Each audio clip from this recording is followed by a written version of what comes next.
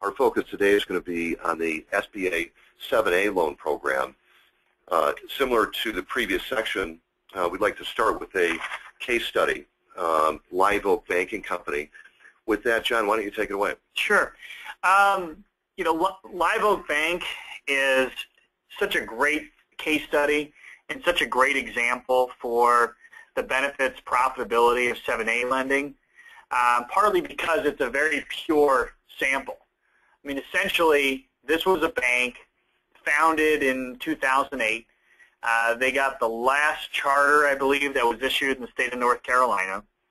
And their focus from day one has been exclusively SBA 7A lending.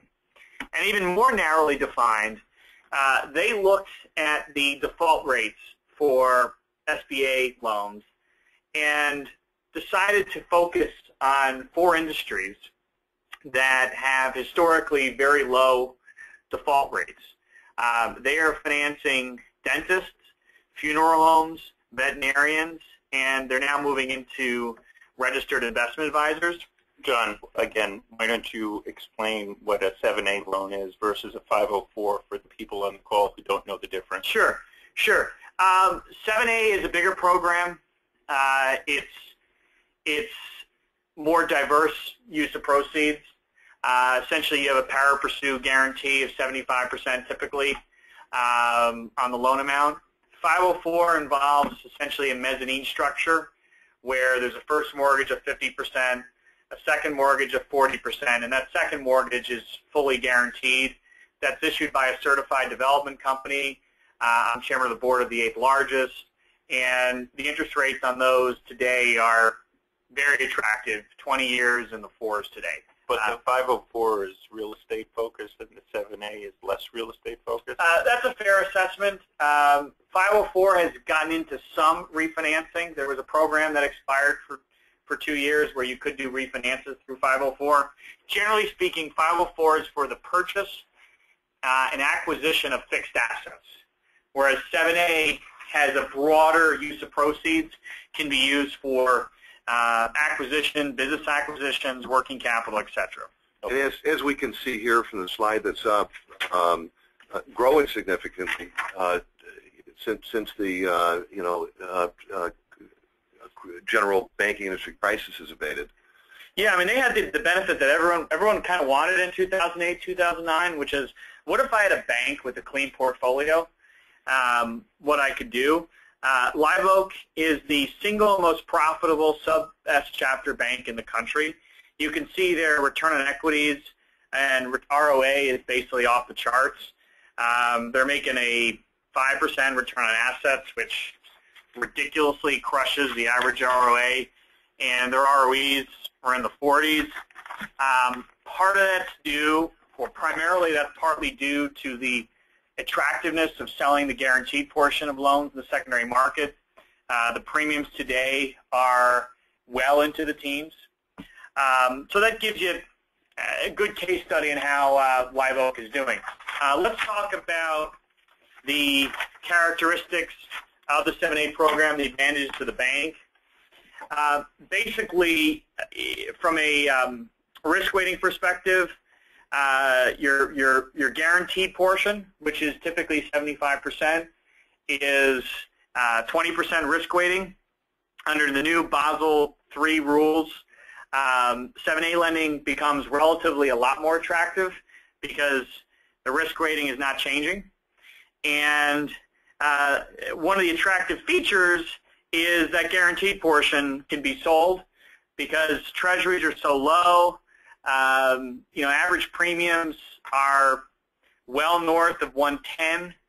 As you get over 110, you have to split the proceeds 50-50 with the SBA. But we've seen premiums, there was one at 116 last month. So the premiums on these 7A guaranteed loans have been very attractive and very profitable. Having said that, only about 40 to 45% of 7A guaranteed loans are sold in the secondary market. There are many banks, many large banks, Wells Fargo being one of them, that do not sell their guaranteed portion, and they prefer to keep it on the balance sheet. The capital treatment is very favorable for 7A. If you keep it on your balance sheet, you're getting the 20% risk weighting on that portion. If you're selling it, essentially you're left with 25% of the loan, and you're also earning 1% on the part that you sold. Can you talk a little bit about, since they're selling the guarantee portion of the loan and they're making income, then they're keeping the unguaranteed portion. What is the risk associated with that unguaranteed portion, and does the regulators require the bank to carry a higher capital ratio, or the 9 and 12? So talk a little bit. Yeah, I mean, I think look, I mean, I think 7A loans tend to be under collateralized loans. You are going to take typically larger losses on a 7A type project than you would on a more conventional loan. And that's part of the reason you have the program. But not in absolute dollar terms. Because you have the guaranteed portion. In the event of liquidation, you would be at a, if you made a $2 million loan and the collateral was worth 0, the bank's risk would be $500,000, and the SBA would meet you for the remaining 75%. I will point out that many banks have done 7A lending in a way that has not been prudent, and have done this on a kind of haphazard way. They don't have a centralized SBA 7A group. Each of the lenders tries to do it, and then a lot of those banks end up having problems with their guarantees. For example, if you go make a loan to a convicted felon, the loan goes bad, SBA is going to say, you thought you had a guarantee, but you really didn't. So it's important to make sure you have qualified and competent people to enter this business. Compliance. 504, for example, it's very easy to dabble in 504 lending. 7A, you tend to have more of an 80-20 type rule where you have a handful of high-volume players. Sorry. Yeah, compliance is a big issue. If you don't meet all of the SBA's, many requirements, you can lose the guarantee. Isn't that right, Sean? Yes. So, again, it's for experienced SBA lenders. Many of them have told me they've never had a problem. They've had plenty of liquidations, and they can either think of no cases or very few cases where there is an issue. Let's talk about some of the attributes of the bank. Yeah, before we do that, I want to touch on one thing that some on the call might not be aware of, and that is the ability of banks to use the 7A program in a defensive manner, to either reduce their concentrations or to take 75% of their dollars at risk off the table with respect to a credit that they might deem as stressed. As long as payments are current, that's a very viable strategy. So I just wanted to call attention to that important element. Yeah, as far as the benefit of the borrower, look, I mean, we just went through a credit crisis, and a lot of small business and middle market customers saw their lines pulled. And companies, some were forced into bankruptcy. I can think of some high-profile Chicago companies that lost their funding. One of the big benefits of 7A loans is by law, you cannot have restrictive covenants. These have to be fully amortizing loans. You can't have call provisions. Your covenants have to be very minimal. So you're getting typically a longer term, which is a lower payment.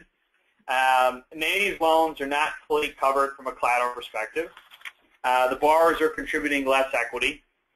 And, the prepayment penalties on 7A are pretty modest. It's basically a 531 for loans north of 15 years, and there's no prepayment penalty for loans less than 15 years. The 504 program, although we believe it's a better deal for the borrower, has much more onerous prepayment penalties. Let's talk about the loan terms. You're getting a guaranteed percentage of 75% on loans over $150,000. Typically, your interest rate is floating, no greater than prime plus 2 3/4. Back up to that slide, John. There we are. And your maturity and term is based not on the collateral, but on the use of proceeds. So, for example, if you were buying commercial real estate, it'd be 25 years and equipment and so on. Is there a maximum loan size that you can do under the 7A program? I believe today it's $5 million. Yeah, that's correct. And they've expanded the eligibility. For example, self-storage was not eligible. They've loosened up some of the requirements, and more companies qualify for SBA. Loan terms, I think we kind of covered this. These are recourse loans. Anyone who owns 20% of the business or affiliates is going to need to guarantee. They can be for a variety of different purposes. Businesses need to be legal. They need to be a for-profit entity. They need to be an eligible small business. And they need to be owner-occupied. You've got to be have some sort of, at least a green card. And, if you had a DWI, it's not that they won't do the deal, but that has to go to Washington. Is that right? Yeah. So underwriting guidelines. Again, the SBA does a pretty good job of a standardized way of doing cash flow. We can certainly help you guys with that. But the point is, the idea is not to take your tough deals and make them SBA. It's to do deals you wouldn't ordinarily do without the SBA in hand.